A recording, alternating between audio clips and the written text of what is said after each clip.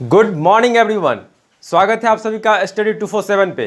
आज की क्लासेस में हम लोग कुछ नया देखने जा रहे हैं। आज हम देखेंगे जीडीपी के बारे में। आज के इस लेक्चर में, आज की इस वीडियो में हम लोग जानेंगे कि जीडीपी क्या है किसी भी देश का। मैं पूरी दुनिया के हर एक देश के जीडीपी के बारे में बताऊंगा।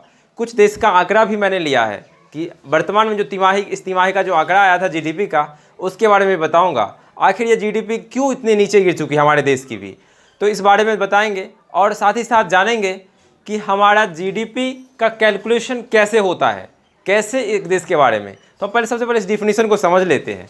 जीडीपी, इसका फुल फॉर्म है ग्रॉस डोमेस्टिक प्रोडक्ट, यानी सकल घरेलू उत्पाद।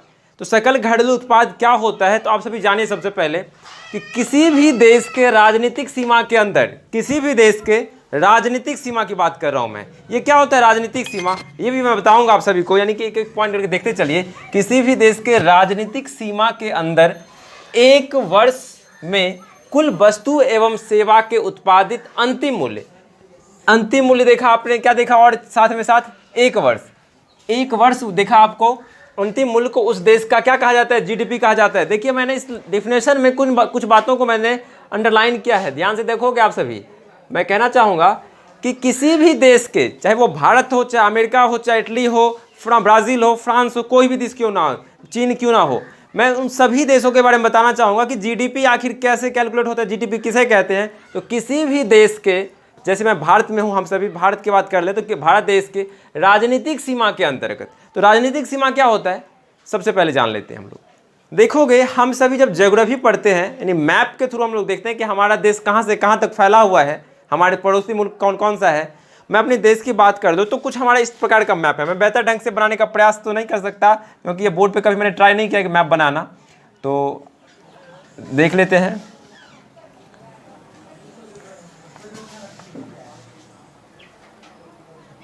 कुछ है इसी तरह से है।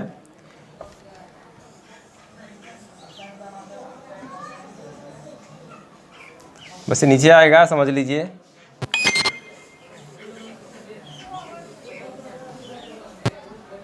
लास्ट में श्रीलंका, बड़ा सा बोर्ड भी नहीं है। खैर मान लेते हैं ये हमारा देश है, हमारा देश भारत का। यह कैसा कह सकते हैं, ये नक्शा देख के मुझे खुद हंसी आ रही है, आप सभी खुद हंस रहे होंगे। हाँ, इस पर कमेंट मत कीजिएगा कुछ ऐसा लिख करके, क्योंकि हम लोग ज्योग्राफी के टीचर हैं नहीं कि बस बेहतर ढंग से मैप आना चाहिए। हाँ, लेकिन फिर भी फर्स्ट पे ट्राई करते हैं तो हो जाता है धीरे धीरे देख देख के। बट हाँ, कहना चाहेंगे, आप समझ लेना चाहिए कि हमारे देश का ये मैप है, ठीक है। तो यह हमारा देश का जो मैप है ना, ये हमें मैप बताता है कि हमारे भौगोलिक सीमा है। कैसी सीमा है, हमारा भौगोलिक सीमा है। लेकिन मैं भौगोलिक सीमा की बात नहीं कर रहा हूँ, मैं बात कर रहा हूँ किस सीमा की, तो राजनीतिक सीमा की। यानी राजनीतिक सीमा क्या, कैसे, यानी इस देश में अगर कहीं भी किसी भी प्रकार का, किसी भी स्टेट में किसी भी तरह का प्रोडक्शन हो रहा हो, यानी कुल वस्तु एवं सेवा का उत्पादित अंतिम मूल्य की बात करूँगा मैं। जैसे मान लीजिए किसी दूसरे देश से आकर के यहाँ गुजरात में, चाहे मुंबई में, कहीं भी कुछ प्रोडक्शन हो रहा है आपका किसी भी राज्य में, तो आप उस कंपनी का, विदेशी कंपनी का भी जो इनकम होगा ना, उसे आप क्या मानोगे, अपने ही देश का जीडीपी मानोगे। यानी हमारे भारत देश में किसी दूसरे विदेशी कंपनी आकर के अगर प्रोडक्शन कर रही है, अपना प्लांट एस्टेब्लिश कर रही है यहाँ पे, तो उनका जो भी उत्पादन होगा वस्तु एवं सेवा का, उन सभी का भी हमारे देश के जीडीपी में कैलकुलेशन होगा। लेकिन अगर हमारे देश का कोई एक व्यक्ति किसी दूसरे देश में जाकर के काम कर रहा है, मान लीजिए मोटू पतलू है, कोई दूसरे देश में काम करने जा रहा है, तो वहाँ इसका जो आय इनकम होगा उसे हम अपने देश के जीडीपी में शामिल नहीं करते हैं। तो हमारे देश के जीडीपी में कैसे, किस सीमा की बात कर रहा मैं, तो राजनीतिक सीमा। तो सर ये भौगोलिक सीमा, राजनीतिक सीमा क्या हुआ, तो मान लीजिए कोई दूसरे देश की कंपनियां, चाहे हमारे देश की, जैसे प्लेन से कोई लोग जाते हैं फ्लैट लेकर के किसी दूसरे देश, तो मान लीजिए अमेरिका गया, कहीं भी किसी भी दूसरे देश गया, तो यहाँ से जो फ्लैट जाती है किसी दूसरे देश में छोड़ने के लिए, किसी भी देश की बात कर ले हम लोग, तो वहाँ क्या होता है, ये फ्लैट जाती है छोड़ के पुनः आ जाती है, मतलब ये सेवा देती है ना, सेवा देती है, और उसके बदले में क्या करती है, उनसे कुछ चार्ज लेती है। और वो चार्ज जो उनका होगा, सर्विस का जो कॉस्ट होगा, उनका जो इनकम होगा, वो हमारे देश के जीडीपी में कैलकुलेट की जाएगी, ना कि उसके देश क्या, तो उसके देश के जीडीपी में होगा। तो मैंने क्या बता दिया आप सभी को कि अगर ये राजनीतिक सीमा कह सकते हैं हम लोग, क्योंकि राजनीतिक कारण से हमारे देश से फ्लैट दूसरे देश जाती है, और उसका जो भी आमदनी उस देश से होता है हमारे देश के जीडीपी में ही कैलकुलेट की जाती है। तो आप सभी राजनीतिक सीमा को तो समझ लिए। बट मैं बात कर रहा हूँ एक वर्ष में। बोलो कि सर हाल ही में जीडीपी का आंकड़ा आया था, तो एक वर्ष तो खत्म हुआ नहीं, चाहे ना तो फिनेंशियल ईयर और ना कैलेंडर ईयर। तो हम कहना चाहेंगे आप सभी को कि प्रत्येक 3 माह पे, प्रत्येक तिमाही जीडीपी का क्या किया जाता है, आंकड़ा हम सभी के बीच आता है कि प्रत्येक 3 माह पे हमारे जीडीपी कैसा रहा, लेकिन मैं पूरा टोटल एक वर्ष में देखा जाता है।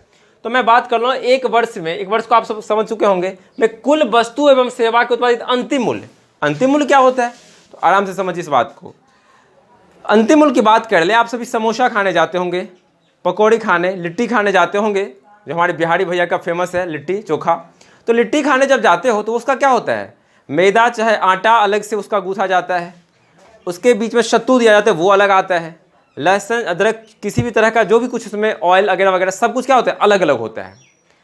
वो जब फाइनली जब बन जाता है कि लिट्टी, तो लिट्टी का जो कॉस्ट पड़ता है, मान लेते हैं एक लिट्टी का दाम 5 रुपये चाहे 10 रुपये, अगर जैसी जगह खाओगे वैसे चार्ज होता है उसका। तो हम कहना चाहेंगे कि उस लिट्टी का, मुझे तो मुंह में पानी आ गया, खाने का मन हो रहा है आप लोग को भी सुनते हुए, चलिए आज शाम में खाया जाएगा। तो हम कहना चाहेंगे क्या, मेरे तरफ से पैसे नहीं लेना है, बल्कि आप सभी अपने पॉकेट से पैसे दोगे, बाहर का नहीं खाने का प्रयास कीजिएगा, घर में ही सब कुछ खरीद के आइए, लॉकडाउन चल रहा है, कोरोना का इशू है। खैर, तो क्या आपने देखा कि हम सभी जब लिट्टी खाने जाते थे पहले, अभी लॉकडाउन में तो नहीं जाते होंगे आप लोग, तो लिट्टी खाने का जो कॉस्ट होता था ना, क्या होता था, हम ये नहीं कहते थे कि मैदा का 2 रुपये ले लो, आटा का 1 रुपया, ऑयल का 1 रुपया, इस तरीके से नहीं लेता था दुकानदार। क्या कहता था वो कि आपका एक लिट्टी का दाम 5 रुपया पड़ गया। तो हम लोग क्या देखते थे कि वो 5 रुपया उस लिट्टी का क्या अंतिम मूल्य है। अंतिम मूल्य का मतलब समझ गए। दूसरा एग्जाम्पल एक ले लें हम लोग, हमारे हाथ में एक मार्कर है, चाहे मैं एक फ़ैन की बात कर लूँ, यानी कोई भी प्रोडक्ट क्यों ना हो, एक घर की बात कर लेते हैं। घर जब बनता है क्या होता है, इसका रेत बालू अलग होता है, सीमेंट अलग होता है, इसके लोहा जो होता है वो भी अलग होता है, ईंट अलग होता है, और फाइनली एक मजदूर सर्विस दे करके, सेवा दे करके क्या करता है, उसे कंप्लीट एक घर बना देता है। लेकिन जब सभी हम लोग घर खरीदते, हमारे पापा भैया जो कि अभी कहीं शहर में घर खरीदते होंगे, तो वहाँ क्या होता है, ज़मीन का अलग दाम, ईंटा का अलग दाम, बालू का अलग दाम, ऐसा नहीं होता है। बोलता है कि इस घर का इतना कॉस्ट हो आपका 10 लाख रुपये, चाहे 50 लाख रुपये या 1 करोड़ रुपये। तो वहाँ हम क्या देखते हैं कि उसका अंतिम मूल्य हो रहा है, यानी ओवरऑल कितना खर्च पड़ा एक कंप्लीट किसी चीज़ को बनाने में, वस्तु एवं सेवा का अंतिम मूल्य उत्पादन करने में, अंतिम कॉस्ट उसका क्या है। ठीक है, तो अंतिम मूल्य को भी हम लोगों ने समझ लिया, तो उसे ही हम उस देश का क्या कहते हैं, जीडीपी कहते हैं। तो जीडीपी को तो हम ओवरऑल समझ लिए। एक बार मैं फिर से बताने जा रहा हूँ, आप सभी ध्यान सुनिएगा, मैं एक एक बात को समझा रहा था कि किसी भी देश के राजनीतिक सीमा क्या तो समझ गए, राजनीतिक सीमा के अंदर एक वर्ष में कुल वस्तु एवं सेवा के उत्पादित अंतिम मूल्य को उस देश का क्या कहा जाता है, जीडीपी कहा जाता है। तो अब जीडीपी की आंकड़ा की बात कर लेते हैं हम लोग कि जीडीपी का आंकड़ा करंट, यानी अभी जो तिमाही का जीडीपी हाल ही में आंकड़ा उसका आया है हम लोगों के बीच, वो कैसे क्या दिखा रहा है देखेंगे।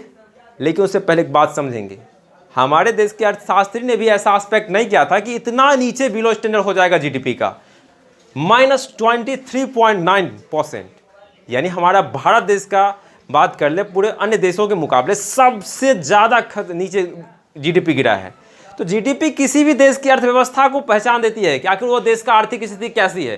तो हमारे देश की आर्थिक स्थिति कह लीजिए कि बीजेपी सरकार, मोदी सरकार के मतलब राज्य में बहुत ही नीचे गिर चुकी है। इसके वजह मोदी सरकार नहीं है, इसका वजह बहुत बड़ा एक कोरोना है।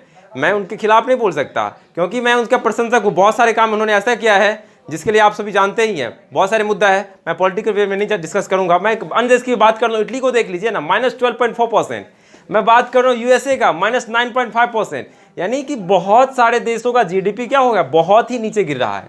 तो कहीं ना कहीं बात करें बेरोजगारी, इस पे तो उनकी डंडा, इस पे तो मैं मोदी जी को भी विरोध करता हूँ, क्योंकि अब इस छात्र संघ का देखे होंगे आप लोग, छात्र ने इतना विरोध किया और एसएससी और रेलवे को लेकर के कि आप देखे होंगे कि सब कुछ का डिसीजन आया, एग्जाम कब ले जाएंगे, रिजल्ट किसी का घोषित हो रहा है। देख लीजिए, सरकार को तो नीचे झुकना ही पड़ेगा। अब हम सभी पढ़े लिखे युवा हैं, काम वो कर रहे हैं, हमारे देश के लिए बहुत कुछ कर रहे हैं, लेकिन एक बेरोजगारी सबसे बड़ी समस्या है। अगर बाकी कामों का निपटारा किया तो कहीं ना कहीं उम्मीद कर सकते हैं हम लोग भी कि जरूर अगले 5 वर्षीय तक रोजगार पे भी बहुत बड़ा कदम उठाएंगे। नहीं तो अगली सरकार दूसरी सरकार को चुनेंगे, वो अलग बात होगी। फिलहाल हम मोदी के समर्थन में कुछ नहीं बोल रहे थे, हमारे जो भी टेक्निकल टीम है वो सब मुस्कुरा रहे हैं। खैर, मैं देखना चाहूँगा यहाँ पे चाइना की बात कर ले तो वो 3.2% दिखा रहा है, बट ये प्लस में है। इस नहीं कहते कुत्ते पे तो भरोसा ही करना बेकार है, क्योंकि इसका आंकड़ा कभी कोई सटीक नहीं होता। अभी कोरोना का आंकड़ा दे रहा था, हम लोग तो एग्जैक्ट बता रहे हैं कि हमारे देश में कहाँ क्या कितने लोग मर रहे हैं कितना, ये तो कह रहा है कि हमारे देश में कुछ नहीं। बट हम देख रहे थे कुछ न्यूज़ चैनल के माध्यम से बहुत सारे इसके यूजर्स थे, मतलब फ़ोन यूजर्स थे, बट दिख रहा है कि इतने सारे यूजर्स आखिर कहाँ चले गए। तो इसका मतलब ये कहीं ना कहीं इसमें भी जीडीपी में घपला कर रहा है, हर चीज़ में ये घपला में रहता है। इसके कह सकते हैं इसकी मतलब पीठ पीछे ये प्रहार करने वाला है। लेकिन देख लीजिए ना, सीमा पर उतल पुतल करता है तो किस तरह से मतलब बोलती बंद किया जा रहा है हमारे सेना के द्वारा। खैर, तो इंडिया का लेकिन सबसे ज़्यादा -23.9%। तो आखिर ये सर क्या है -23.9%? तो आप सभी जानिए। क्या होता है ना, कभी कोई बुजुर्ग पूछ दे, आप सभी खासकर अगर कॉमर्स के बच्चे हैं, तो अगर जीडीपी का मतलब क्या हुआ इससे, तो हम बच्चों से, मैंने जानना भी चाहा अपने बच्चों से, तो सब यही कह रहे थे सर आर्थिक स्थिति कमजोर हो गया देश का, आर्थिक। अरे क्या आर्थिक स्थिति कमजोर हो गया, पहले इस बात को तो हमें समझा दो। तो समझिए ध्यान से कि अगर कोई कंपनी 1 लाख रुपए कमा रही थी, ठीक है, कोई भी कंपनी, एक कंपनी की बात कर ले, सभी कंपनी को हम मिला दें, अगर वो एक वर्ष में 1 लाख कमा रही थी कंपनी, अब उसकी आमदनी में कितना कमी हो गया पता है? -23.9%। कहने का मतलब 23,900 रुपया कम हो गया, इसकी आमदनी, इनकम कम हो गया। अब हमें आप बताइए कि इसका एक्चुअल इनकम कितना होता होगा, तो देख लेते हैं। फर्स्ट डिजिट में 0, सेकेंड में भी 0, ऊपर 10 में से 9 गया 1, 9 में से 3 चलेगा, कितना हो जाएगा 6, ऊपर 9 में से 2 चलेगा 7, मतलब 76,100 रुपीज़ अब इनका इनकम रह गया कंपनी का। हमें अभी बता दो कि क्या ये कंपनी जब 1 लाख रुपए कमा रही थी, तो अपने अपने स्टाफ को क्या करती थी कि जनरल जो पेमेंट बनता होगा, जिसका 20,000, जिसका 50,000, वो कर रही होगी पेमेंट, इसका 5,000।